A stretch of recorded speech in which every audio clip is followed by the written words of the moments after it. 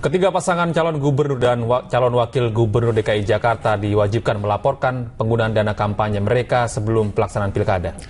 Berapa total anggaran yang dihabiskan oleh ketiga pasangan calon? Berikut informasinya untuk Anda.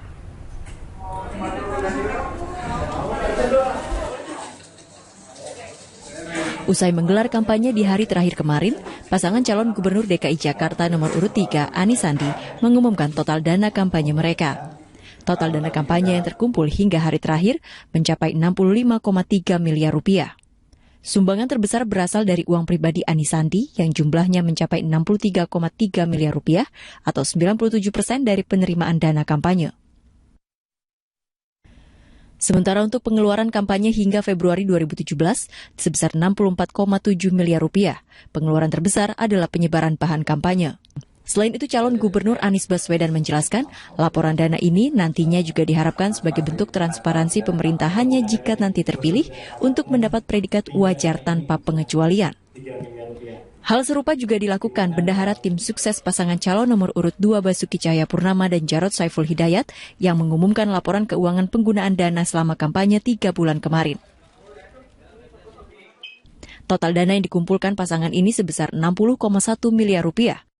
Adapun sumber dana, 70,3% didapat dari penyumbang perseorangan, sedangkan sisanya dari badan usaha swasta. Sementara pengeluaran total untuk dana kampanye sebanyak 53,6 miliar rupiah dan pemakaian terbanyak adalah untuk penyebaran alat peraga kampanye, sosialisasi, dan konser.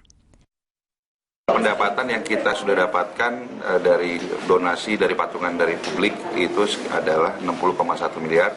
Penggunaan sampai per tanggal 10 Februari adalah 53,6 miliar, sehingga masih ada 6,4 miliar yang belum digunakan dan kita akan konsultasikan kepada KPUD DKI apakah harus di-store ke kas negara atau apa, ya kita akan konsultasikan dulu dengan KPUD DKI.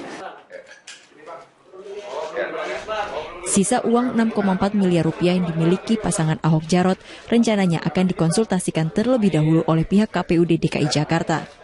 Sementara untuk pasangan nomor urut 1 Agus Harimurti Yudhoyono dan Silviana Murni belum mengumumkan secara resmi terkait penggunaan dana kampanye mereka.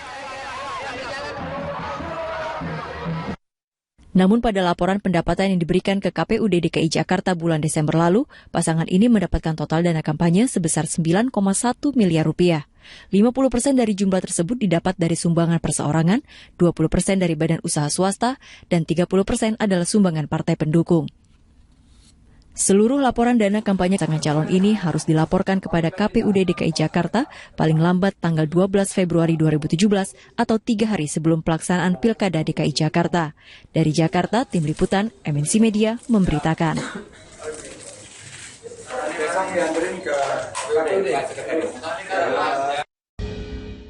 Pemirsa, pos TNI Angkatan Udara di ujung Genteng Sukabumi, Jawa Barat dirusak puluhan warga. Amukan warga tidak hanya merusak 2 pos TNI Angkatan Udara, namun juga memukuli oknum TNI yang melakukan penganiayaan terhadap warga.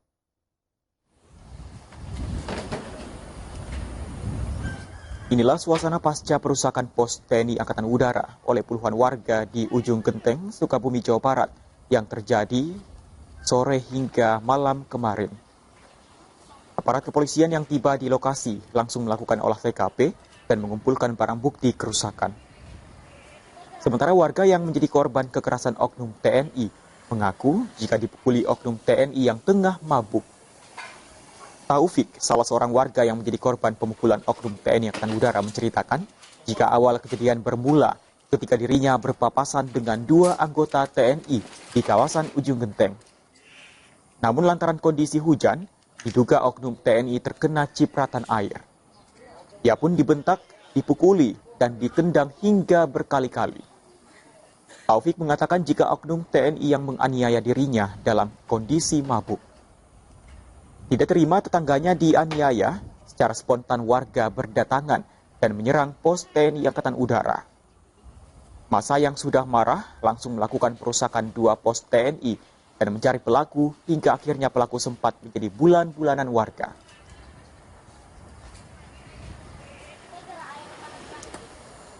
Lagi gimana ya, mau papasan, mungkin jalannya itu kena air, lubangan air gitu. gitu. Saya mah biasa aja pakai jalan saya sendiri. Pas perapatan itu belokan rudal, dia malah tendang saya sampai pukul saya gitu. Pemirsa, beberapa kali dipanggil sebagai saksi dugaan penghinaan Pancasila dan pencemaran mantan Presiden Soekarno, Rizik Syihab selalu didampingi simpatisannya. Apakah Polda Jawa Barat telah menyiapkan pengamanan jelang pemeriksaan Rizik Syihab esok hari? Kita telah terhubung dengan Kabid Humas Polda Jawa Barat, Kombes Pol Yusri Yunus. Selamat sore, Pak Kombes. Selamat petang, Pak. Iya, selamat petang, Pak Yusri. Apakah besok ini ada pengamanan, Pak, jelang dipanggilnya kembali Rizik Syihab? Terima kasih. Jadi memang betul kita ada konfirmasi dari kuasa hukum ya, saudara Rizik Syihab untuk bisa hadir pagi dalam pemeriksaan sebagai tersangka di Mapolda Jawa Barat. Untuk mengantisipasi kita sudah siapkan pengamanan. Tadi walaupun ada masih juga dari pihak kuasa hukumnya untuk tidak membawa masa. Harapan kita memang dari pertama kita mengharapkan saudara Rizik cukup dengan pengacaranya saja, alhamdulillah secara kooperatif, dan besok kita tunggu saja dirinya. Dalam 2 kali pemanggilan, Rizik Syihab tidak hadir.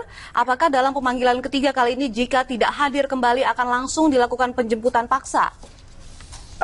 Kalau secara aturan mekanisme hukum, setelah panggilan kedua tidak terpenuhi, sebenarnya bukan panggilan ketiga, tapi setelah perintah membawa, memang kemarin kita sudah formulasikan untuk hal tersebut oleh tim penyidik, tetapi ditanggapi oleh kuasa hukum secara kooperatif. Pak Rizik Syihab akan datang sendiri, tapi minta waktu sampai dengan Senin ini, hal yang bagus ya, yang memang tidak perlu lagi kita harus mengeluarkan izin membawa, tapi dengan Senin datangnya nanti mudah-mudahan bisa menjadi lancar dalam hal penanganan perkara ini. Demikian mungkin. Jadi nanti kalau misalnya memang tidak hadir besok, jadi langsung dijemput ya, Pak ya? Harapan kita sesuai dengan apa janjinya. Dari kuasa hukumnya Pak Kapitra sudah langsung berpandangan sendiri maupun dengan tim penyidik bahwa akan hadir.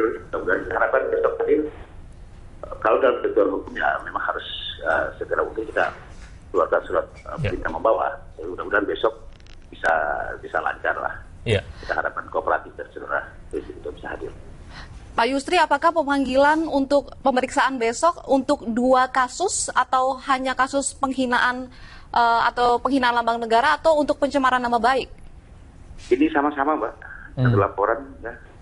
Laporan yang sama tentang penodaan penistaan lambang negara dalam hal dasar negara Pancasila dan juga pencemaran nama baik dalam satu berkas ini yang akan kita sebagai materi akan kita tanyakan nanti kepada saudara Rizik Syihab pada saat pemeriksaan.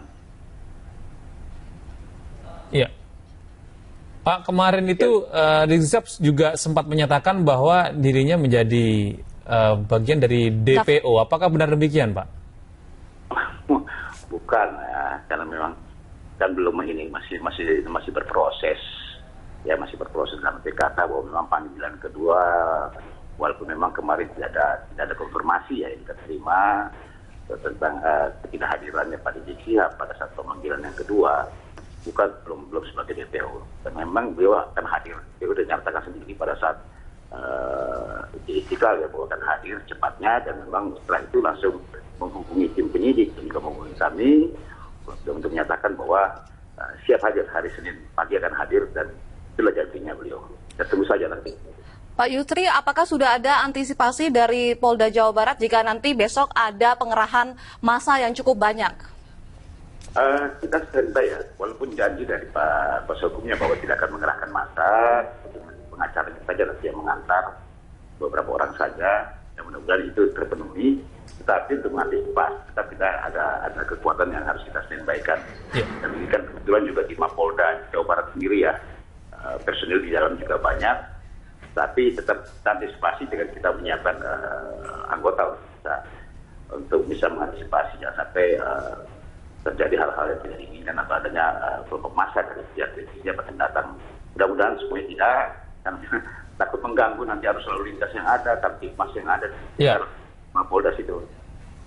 Untuk upaya pengalihan jalan misalnya Pak, untuk antisipasi agar tidak terjadi kemacetan di sekitar pemeriksaan besok ini, apakah ada langkah antisipasi juga Pak?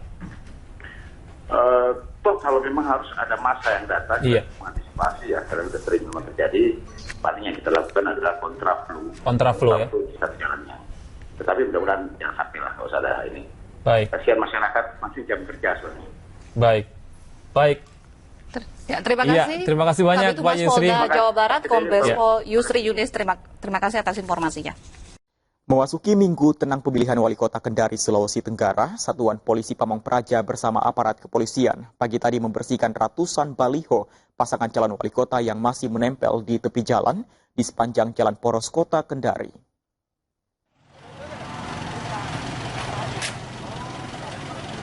Satu persatu baliho pasangan calon wali kota Kendari, Sulawesi Tenggara yang masih terpajang di tepi jalan dibongkar paksa Satuan Polisi Pamong Praja Kota Kendari dengan menggunakan peralatan seadanya. Baliho yang telah dibongkar kemudian dimasukkan ke dalam mobil truk Satpol PP. Penertiban baliho dikawal ketat oleh aparat dari kepolisian Polres Kendari. Petugas Satpol PP Kota Kendari akan melakukan pembersihan baliho selama 3 hari yang dimulai pada hari ini dengan menyisir seluruh jalan-jalan poros maupun lorong-lorong yang masih banyak terdapat baliho paslon, baik yang dipasang oleh KPU maupun para tim pemenangan paslon. Pembersihan baliho paslon sengaja dilakukan Pol PP sesuai dengan aturan pemilihan wali kota memasuki minggu tenang.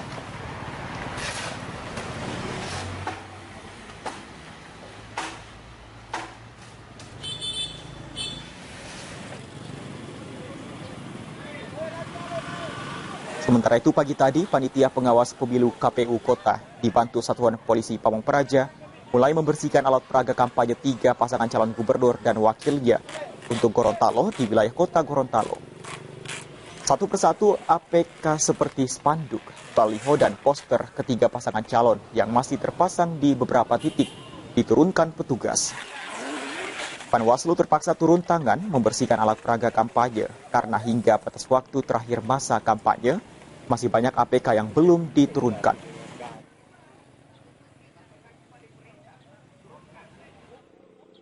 Kita beralih ke informasi lain, pemirsa. Sejak pagi tadi, sebagian peserta aksi 112 kemarin melanjutkan aksi mereka dengan kegiatan khataman Al-Quran di Masjid Istiqlal, Jakarta Pusat. Untuk mengetahui informasi selengkapnya, kita bergabung dengan Dipo Nurbahagia di sana. Ya, selamat siang Dipo. Apakah khataman Al-Quran masih berlangsung hingga siang ini, Dipo? Ini dapat kami informasikan bahwa memang acara yang dihelat di Masjid Istiqlal Jakarta Pusat ini memang baru saja selesai, dan saat ini saya sedang berada di tengah-tengah masa yang baru saja melakukan zikir bersama dan yang dipimpin oleh Abdullah Gimnastiar. Dan memang dapat kami informasikan kembali memang acara ini sudah selesai, dan dapat kami gambarkan bahwa memang terdapat beberapa ataupun kebanyakan dari para jamaat yang melakukan doa bersama ini sudah mulai meninggalkan Masjid Istiqlal.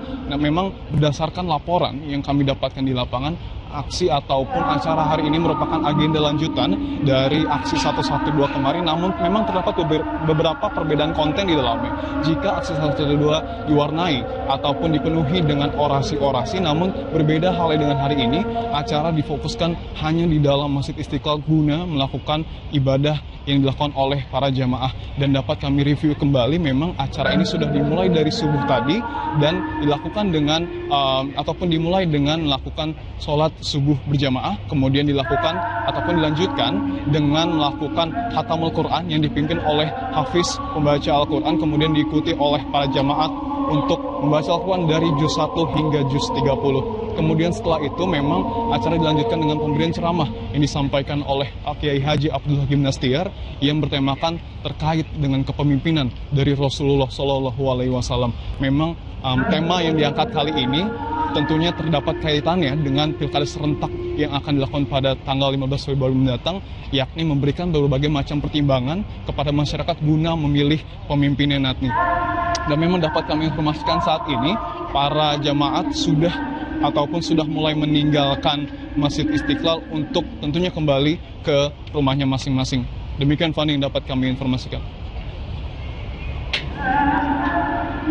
Seluruh rangkaian acara aksi damai 112 sudah berakhir siang hari ini. Terima kasih Dipo untuk laporan Anda. Selamat bertugas kembali. Dipo Nurbahagia melaporkan langsung dari Masjid Istiqlal, Jakarta Pusat.